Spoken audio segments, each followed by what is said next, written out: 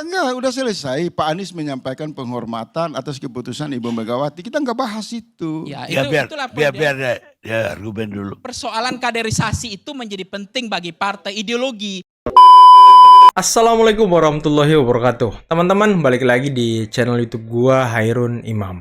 Nah, di video kali ini kita akan mendengarkan dan melihat bagaimana Faisal Assegaf lagi-lagi teman-teman membuat sebuah analisa-analisa yang tidak berdasar menurut saya dan tidak mengedepankan fakta dan data yang ada di lapangan terkait dengan hubungan Ibu Megawati dan juga Pak Jokowi. Sampai-sampai Bung Karni Ilyas menyuruh stop berbicara Faisal Assegaf.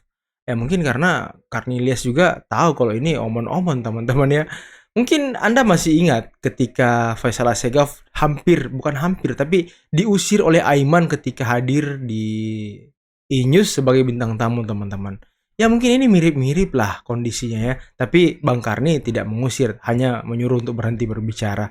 Oke, sebelum kita masuk ke videonya, jangan lupa teman-teman like, subscribe, dan share. Dan tanpa perlu berlama-lama lagi, mari kita simak videonya berikut ini. Kecemasan Jokowi akan ditinggalkan oleh mitra partai. Baik partai-partai yang bukan dia berasal seperti PDIP. Tapi lebih khusus juga kita lihat. Saya kalau ada Bung Sitorus tadi saya mau konfirmasi tentang sandiwara Ibu Mega sama Jokowi. Saya di tempat ini saya mau ngomong sampai hari ini Jokowi masih kader partai. Kemarin ketawa Bu Irma ya kan. Untuk Jokowi dipecat. Dari mana mereka mengatakan ada perbedaan yang substansi antara Jokowi? Ibu Megawati adalah Jokowi dan Jokowi adalah Ibu Megawati. What yang the diikat oleh theory? nyawa dosa. Wow. Hipokrasi politik. Ibu Irma masih mereka ketawa ya kan. menikmati dan berbagi kekuasaan. Hanya ribut pada saat penentuan pilpres atau pilkada. Tapi Ibu Megawati dan Jokowi tidak ribut soal beban utang luar negeri. Tidak ribut soal IKN yang diprotes oleh mahasiswa. Tidak ribut soal gejala kekacauan ekonomi dan sosial. Bentar. Mungkin Bang Faisal Assegaf nih kurang bahan kali ya? Atau kurang menelisik lebih dalam gitu. Ada beberapa pidato dari Ibu Megawati yang menyinggung utang negara, yang menyinggung IKN, sampai beliau menelpon Ibu Puan yang berada di IKN dan menanyakan bagaimana kondisi IKN. Lah ini Faisal Assegaf kurang bahan nih. Dan tadi Ibu Irma sudah ketawa-tawa teman-teman. Sepertinya Ibu Irma tahu kalau ini omon-omon guys. Tidak ribut menyangkut beban pendidikan. Keributan Ibu Megawati dan Jokowi hanya soal agenda pilkada atau pilpres. Jadi ini harus diluruskan kepada seluruh rakyat Indonesia. Jokowi hari ini tampak bobrok dan dianggap gagal karena dia adalah produk yang sangat diperjuangkan sungguh-sungguh oleh Ibu Megawati, oleh Puan Maharani, oleh PDIP. Tidak ada ruang perpisahan antara Ibu Megawati dan Jokowi. Dan dalam konteks DKI, ketika Ibu Megawati kembali menggendong Pramono Anung yang dia titipkan sebagai orang paling dipercaya oleh Jokowi untuk masuk di Pilkada DKI, maka publik menangkap selama ini perbedaan hanya pada narasi, tapi pada senyawa hitam kejahatan di dalam gorong-gorong. Ibu Megawati, PDIP, dan Jokowi adalah satu kesatuan yang akan bergulir ke depan menjadi musuh bagi kelompok gerakan perubahan. Waduh, semangat sekali Bung Faisal ngomongnya ya. Tapi sepertinya Bung Faisal ini harus lebih mendalami peran atau lebih belajar terkait dengan menganalisis kondisi politik.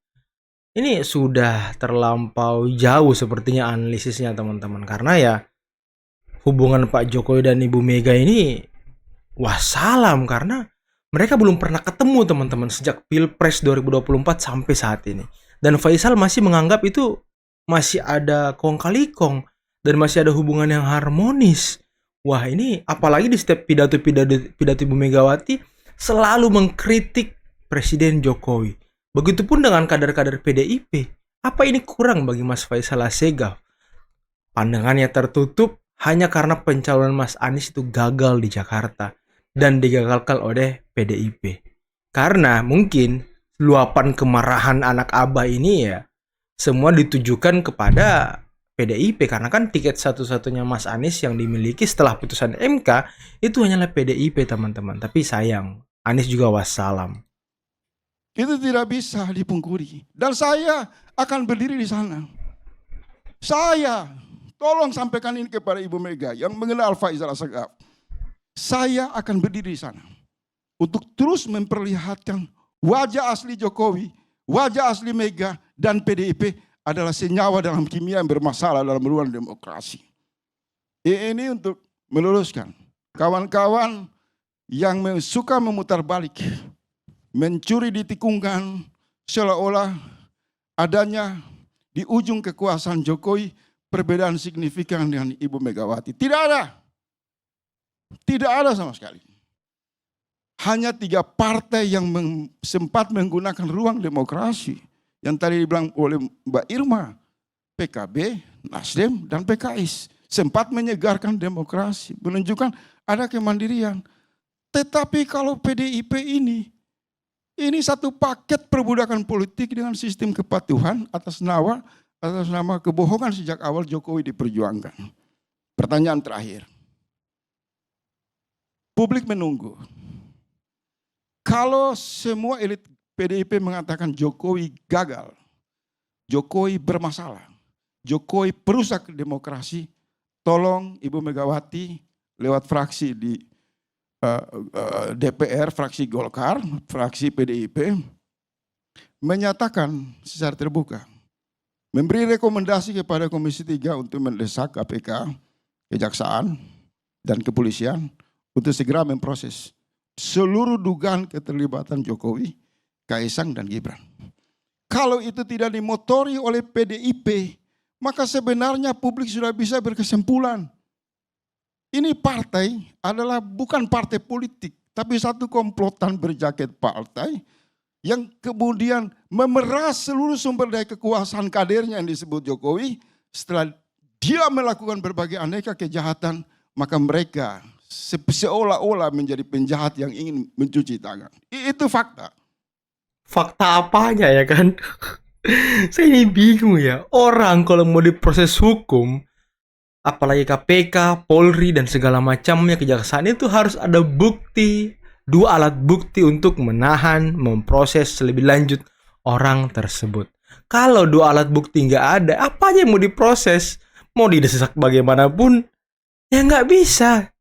Kirim bukti ke KPK, kirim bukti ke Polri keterlibatan Pak Jokowi kalau memang ada dan Anda temukan.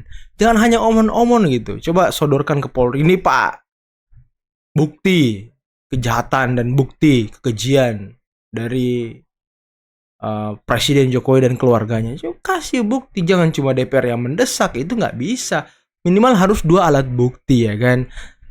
Aduh, tapi sepertinya teman-teman ya, yang membuat Mas Anies ini juga terjegal sana sini, itu karena tim-timnya tidak bisa membaca arah politik dari partai-partai ini, teman-teman. Contohnya mungkin Faisal Assegaf ya, walaupun bukan timnya Mas Anies tapi. Itu fakta menurut saya.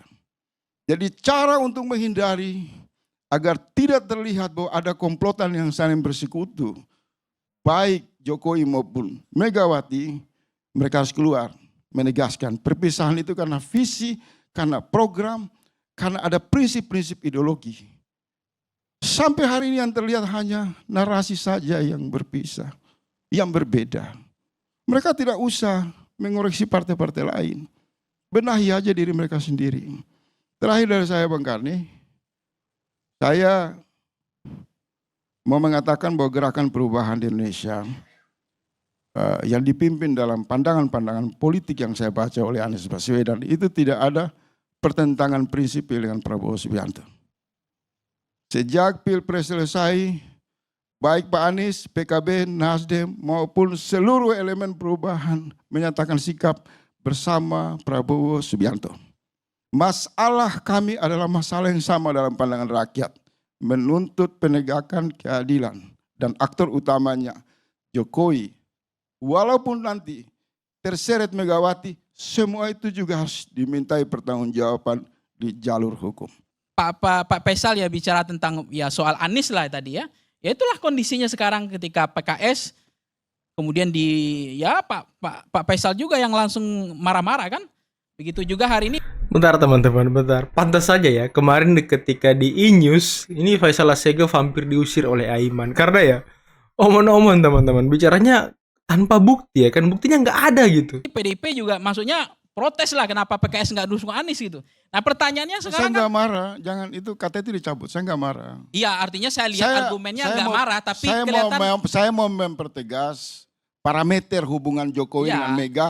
Ketika menarik Pramono Anung, publik menyimpulkan bahwa sebenarnya ya, tidak saya ada bukan orang perbedaan PDIP, di Saya sana. bukan orang PDIP. Saya tetapi- juga sering kalau PDIP di tempat ini, kalau dia waras saya Ya saya memberikan enggak, pembelaan. intinya gini, Tidak ada kalau tendensi. Pramono diusung oleh PDIP, ada pertimbangan pertama kan pertimbangan ideologis.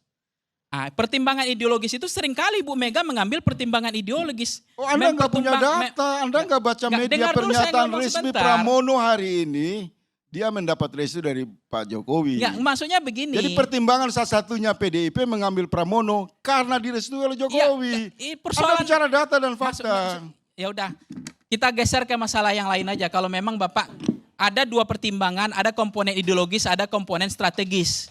Kalau komponen strategis untuk menang, memang Anies. Tapi ini partai kan meritokrasi.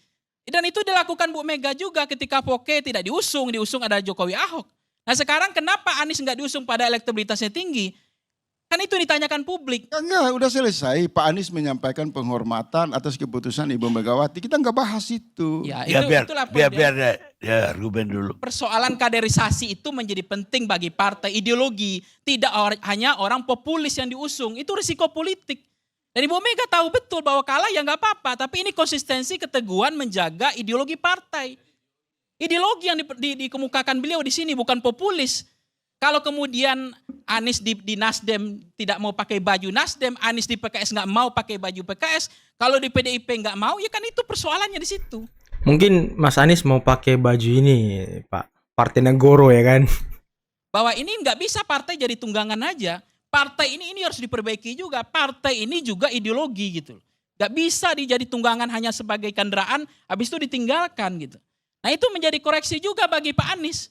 Pengorbanan beliau di situ. Enggak. Nah itu kita bahas yang lain aja nanti ini Enggak, temanya saya beda ini lagi perlu kalau berbahaya. diluruskan karena ini begini saudaraku, biar lebih pertajam Iya. saja. Bahasa partai mengusung gagasan ideologis, kader, itu semua omong kosong nggak ada. Parameter partai di ruang demokrasi modern itu hasil survei, itu yang mereka jual. Kebetulan Pak Anies surveinya 95%. Satu. Ya, itu yang katakan itu kan. Seri. Maksudnya Kedua, begini, harus timbal balik juga konteksnya- melihat. Saya luruskan, kalau Sekarang bicara gini, kader, kemarin yang kan datang ke dianggap TPS partai PDIP, itu PKS rakyat. dalam konteks ini kan salah tidak bisa berhasil mengusung Anies kan begitu. Nah buktikan kalau tidak ada PKS, memang ada partai yang bisa mengusung Anies. Saya nggak maksud Kan nggak ada saya juga yang bisa. menjaga dulu narasi Artinya Anda soal PKS nggak hubungan bisa Anies disalahkan dengan dong Bang. PDIP. Kenapa nggak fair menyalahkan Begini, PKS waktu begini, itu? Bahwa begini. tidak berhasil mendukung Mas, Anies. jangan Faktanya diperlebar. setelah 7,5 threshold diturunkan, Anies pun nggak bisa berlayar. Begini dulu, Nggak keputusan Ibu Mega tidak mengusung Pak Anies. Hari ini Pak Anies mengatakan memberikan penghormatan. Jangan lagi di ini, jangan Ya. dipelintir. Kedua, soal kaderisasi. Ini kita Jangan dipelintir.